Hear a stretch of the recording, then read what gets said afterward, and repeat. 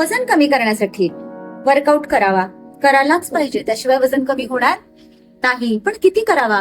काही लोक कंप्लेंट करतात की मी 5 किलोमीटर चालतो, 10 किलोमीटर चालतो, तरी माझं वजन स्टक झालंय, कमी होत नाहीये. तुम्ही किती किलोमीटर चालता हे जितकं महत्वाचं आहे ना, त्याच्यापेक्षाही जास्त महत्वाचं आहे की तुम्ही किती वेळात चालता. तुम्ही 1 किलोमीटर जरी चालला तरी पास आहे, पण त्याच्यासाठी लागणारा वेळ हे फक्त 12 ते 15 मिनिटाचा असला पाहिजे.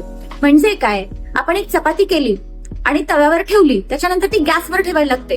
दिवसभर उन्हात ठेवली तर ती शिजणार नाहीये, भाजली जाणार नाहीये. तसंच फॅट लॉस ट्रिगर करायचा असेल तर वर्कआउटची इंटेन्सिटी बिल्डअप झाली पाहिजे.